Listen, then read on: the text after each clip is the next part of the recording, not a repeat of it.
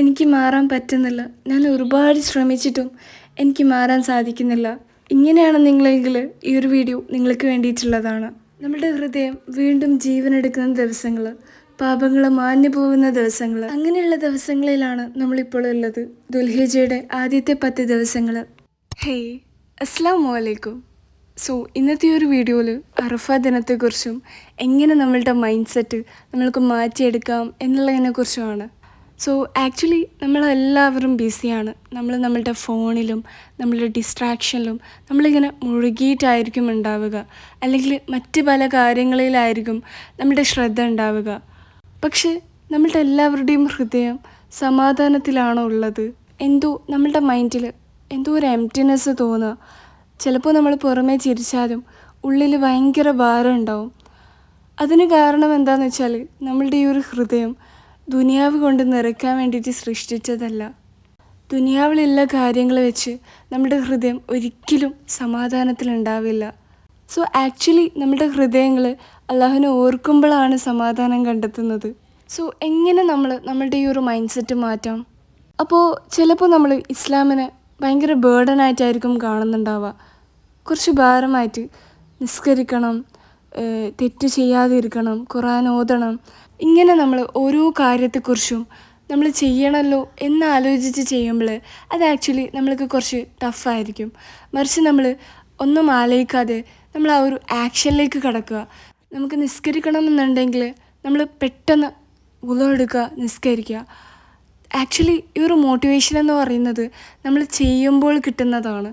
അല്ലാതെ ഒരിക്കലും നമുക്ക് മോട്ടിവേഷൻ കിട്ടിയിട്ട് അല്ല നമ്മൾ ആ ഒരു പ്രവൃത്തി ചെയ്യേണ്ടത്. അല്ലാഹു സുബ്ഹാനഹു വ തആല നമ്മളോട് ഒരു കാര്യം ചെയ്യരുത് അല്ലെങ്കിൽ ചെയ്യണം എന്ന് പറഞ്ഞിട്ടുണ്ടെങ്കിൽ അത് ആക്ച്വലി നമ്മുടെ ഹൃദയം തകർന്നു പോവാതിരിക്കാൻ വേണ്ടിയിട്ടാണ്.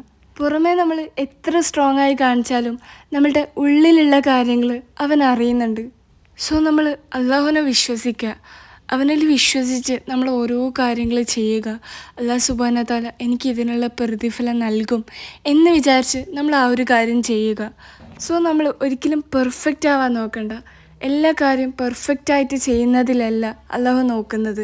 മറിച്ച് നമ്മൾ ആ ഒരു കാര്യം ചെയ്യുമ്പോൾ നമ്മൾ എത്രത്തോളം ആത്മാർത്ഥമായിട്ടാണ് ആ ഒരു ഇബാദത്ത് ചെയ്യുന്നത് എന്നതാണ് അള്ളാഹു നോക്കുന്നത്. സോ ഒരിക്കലും നമ്മളുടെ ഹോപ്പ്, നമ്മളുടെ പ്രതീക്ഷ കൈവിടരുത്.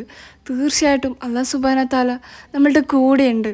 സോ ഇത്രയും ദിവസം നമുക്കൊന്നും കാര്യമായിട്ട് ചെയ്യാൻ പറ്റിയില്ലെങ്കിലും ഇനിയുള്ള ദിവസമെങ്കിലും നമ്മൾ കുറച്ച് നേരം നമ്മളുടെ ദീനിന് വേണ്ടി മാറ്റിവെക്കാൻ ശ്രമിക്കുക.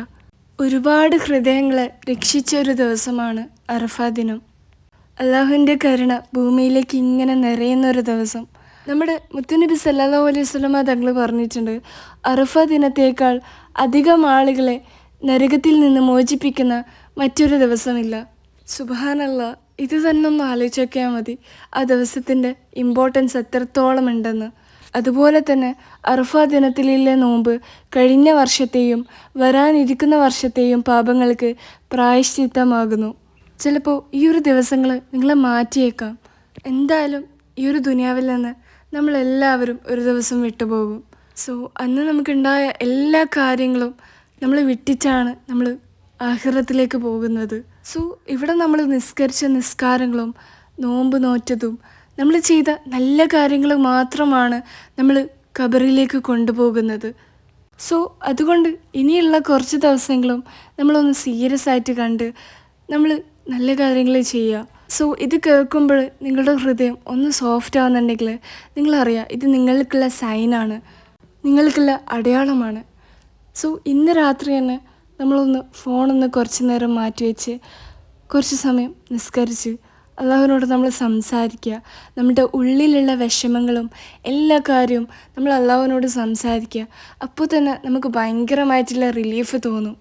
അള്ളാഹുവിൻ്റെ മുന്നിൽ നമ്മൾക്ക് കരയാൻ പറ്റുകയാണെങ്കിൽ നമ്മൾ കരയുക, ഇല്ലെങ്കിൽ നമ്മൾ മനസ്സുകൊണ്ട് ഒന്ന് ഫീൽ ചെയ്യുക. അല്ലാഹു സുബ്ഹാനഹു വ തആല നമ്മൾ അവനിലേക്ക് തിരിയാൻ വേണ്ടിയിട്ട് അവൻ വെയിറ്റ് ചെയ്യുകയാണ്. അതുകൊണ്ടാണ് നമ്മൾ ഇപ്പോഴും നമ്മൾ ശ്വസിക്കുന്നത്.